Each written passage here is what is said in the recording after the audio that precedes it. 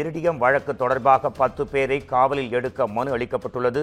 மோசடி பணத்தை எங்கே வைத்திருக்கிறார்கள் மற்றும் முக்கிய நபரான சுவாமிநாதனின் நெட்வொர்க் குறித்து விசாரணை செய்யவும் சிபிசிஐடி முடிவு செய்திருக்கிறது. மோசடியில் சிக்கி பணத்தை இழந்தவர்கள் உடனடியாக சிபிசிஐடி காவல்துறையிடம் புகார் அளிக்க அறிவுறுத்தப்படுகிறது. இந்த அண்மை செய்தி குறித்து நமது குமுதம் செய்தியாளர் சுப்பிரமணியன் தரும் உடனடி தகவல்களை கேட்கலாம். இரிடியம் வழக்கு தொடர்பாக 10 பேரை காவலில் எடுக்க மனு அளிக்கப்பட்டிருக்கும் செய்தி அண்மை செய்தியாக வந்திருக்கிறது. உங்கள் தரப்பு செய்திகளையும் உங்கள் தரப்பு அறிக்கையையும் நீங்கள் தரலாம். உங்களுக்கான நேரம் சுப்பிரமணியன்.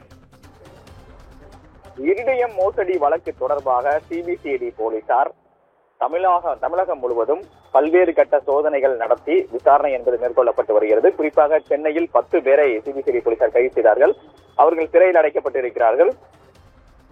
அது சிறையில் அடைக்கப்பட்டிருக்கக்கூடிய 10 பேரையும் காவலில் எடுத்து விசாரிக்க சிபிசிஐடி போலீசார் முடிவு செய்திருக்கிறார்கள். அதற்காக 10 நாட்கள் காவல் கேட்டு எழும்பூர் நீதிமன்றத்தில் சிபிசிஐடி போலீசார் மனு தாக்கல் செய்திருக்கிறார்கள். இந்த இரிடியம் மோசடி தொடர்பாக 1000 கோடி வரை மோசடி நிகழ்ந்திருப்பதாக சிபிசிஐடி போலீசார் சந்தேகித்திருக்கிறார்கள். அதன் அடிப்படையில் தான் இவர்களை காவலில் எடுக்க முடிவு செய்யப்பட்டிருக்கிறது. மோசடி செய்த பணம் எங்கு பதுக்கி வைத்திருக்கிறார்கள், எவ்வளவு சொத்து வாங்கப்பட்டிருக்கிறது என்பது தொடர்பான பல்வேறு கட்ட தகவல்களை சேகரிக்கக்கூடிய பணியில் சிபிசிஐடி போலீசார் ஈடுபட்டு வருகிறார்கள். அதன் ஒரு கட்டமாகத்தான் இந்த 10 நாட்கள் காவலில் எடுத்து 10 பேரையும் விசாரிக்க முடிவு செய்திருக்கிறார்கள். அதற்கான மனு தாக்கல் செய்யப்பட்டிருக்கிறது. அந்த மனு மீதான விசாரணை நாளை வர வாய்ப்பிருப்பதாக தகவல்கள் வெளியாகி இருக்கிறது. நன்றி. உங்கள் தகவலுக்கு நன்றி சுப்பிரமணியன்.